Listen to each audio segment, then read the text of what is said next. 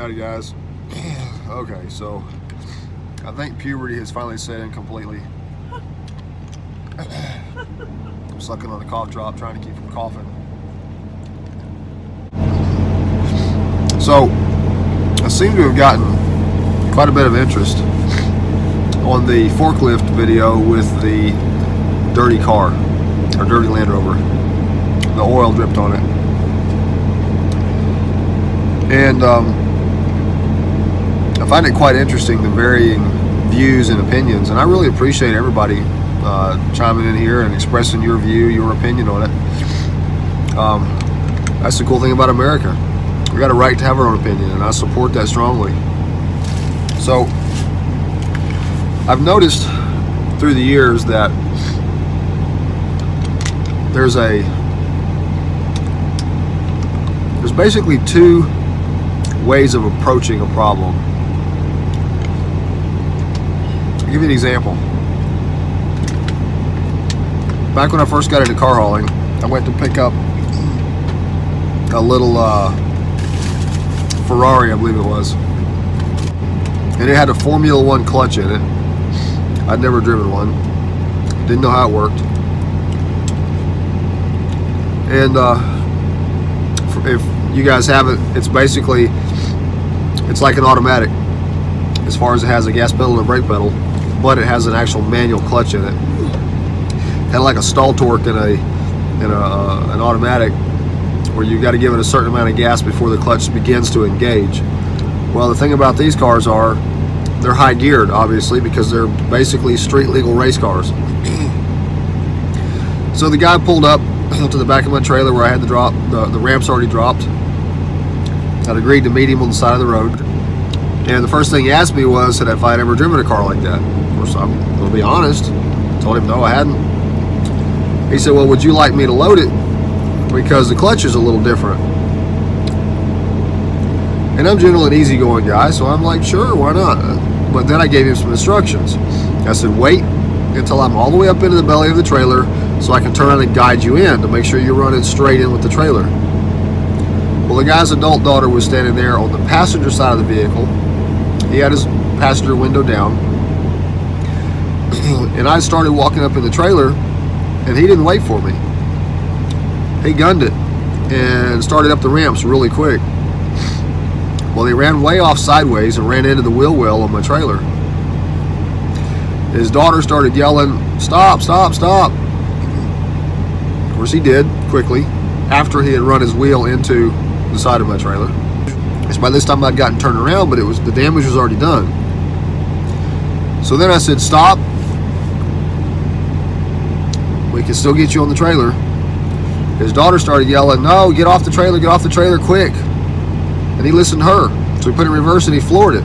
He drove off the side of the ramp, dropped the trailer, dropped the car onto the frame of the trailer, drove right off the side of the ramps. And so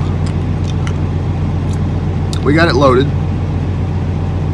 and he asked me to take it straight to the Ferrari dealer. And I don't remember where I picked it up, somewhere in Midwest if I remember right. And I took it to, I believe it was like Winston-Salem, North Carolina, to the Ferrari dealer there. And he told me that simply because it had happened on my trailer, that I was responsible, that he had no responsibility in it whatsoever.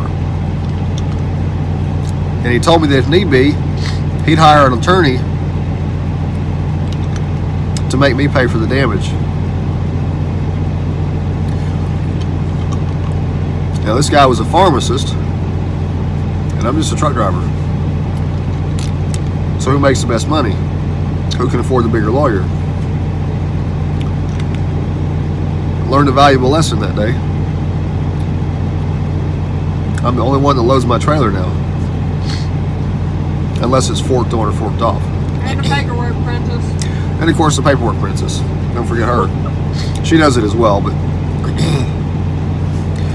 customers never load our trailers anymore for that reason. But I learned something else too. She's hiding back there. actually already knew this, but it just reconfirmed it. Remember I mentioned there's two kinds of people in the world. There are the type that own their own choices. These are the red-blooded American, hardworking, responsible, adult men and women who, when they make a choice, no matter which way it goes, they own it. It's theirs, they made it, they own the consequences of that choice. Then there's the other type. We all know them. If something happens, somebody else is going to pay for it. Doesn't matter who did it. Doesn't matter how involved they were. If there's any way of getting out of the responsibility, somebody else is going to pay for it. So the moral of that story is, back to the dirty Land Rover in the previous video, we've come up with some ways now that we can probably avoid major oil like that. Although the problem in that case was we didn't even know it was leaking until the next day, when we got out looking at our load, doing our walk around that morning, and saw oil all over it. By that point, it's too late to prevent it. So here's the thing that people don't realize. In the car hauling world, there's two types of trailers. There's open transport and enclosed transport.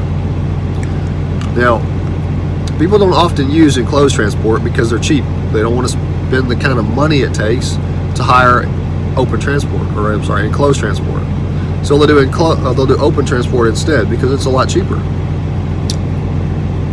But along with open transport comes some inherent risks that the driver cannot prevent. There is absolutely nothing they can do to prevent a lot of the inherent risks that go along with open transport. Storm damage, road debris damage, dirt from going through the storms, snow, slush, just plasters those vehicles.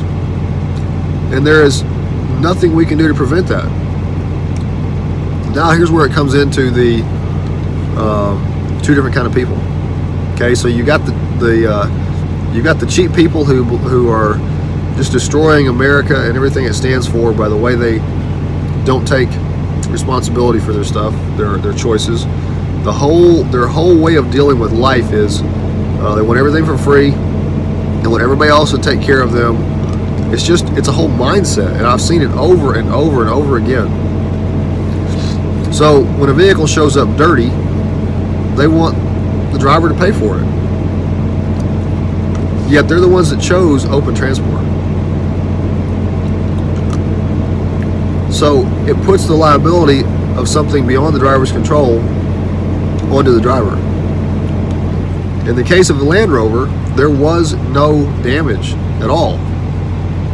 It was just dirty. And it would have been dirty without the oil. So it would have required a detailed bath anyway. So the oil was just that much more dirt on the vehicle. In the end, it really was irrelevant. It was of no consequence. Now, with enclosed transport, you get a belly pan. So there's no leakage onto the cars below it. Your car arrives just as clean as it left, but you pay for that. You take responsibility for that by paying for it. But that's the problem. Nobody wants to take responsibility for their own actions, their own choices. And when a driver physically can't prevent something, then why is that driver the one that's supposed to be responsible for it? When that vehicle shows up dirty, because the customer chose open transport to save money, they need to spend money on a quality wash that will clean their vehicle properly. But they will often go straight to the cheap quarter car wash, spray some soap on it, and take that car wash brush and start scrubbing it. And what they don't realize is all that grime that's on the paint is just like wet sandpaper. So they end up scratching their paint. Then they come back at us wanting us to fix their paint job because we let their car get dirty. Now, for all you guys that are actually reasonable and have common sense, you won't even have to think twice to know whose responsibility that is. But if you're the type that wants everything handed to you on a silver platter, you'll say the driver's responsible because he let the car get dirty. It's a mindset I'll never understand. I'm not criticizing anybody that has it. I just don't understand it. It's not the way I was raised. If I can prevent something, I will. In the future, I'm going to try a few things and see if I can prevent the oil from getting on the cars. But it's not a standard part of open transport. It will be me going above and beyond what the customer is actually paying for. Because in this industry, they are not paying to have their cars cleaned when it arrives. They're paying to have it transported. And they're paying to have it transported without the driver causing damage, like sideswiping it on the trailer, knocking a mirror off, bumping into cars and damaging bumpers, or crushing the roof with the top deck, or hitting a bridge with the vehicle. Whatever, that's what they're paying for. They're not paying to have their vehicle shipped and delivered clean,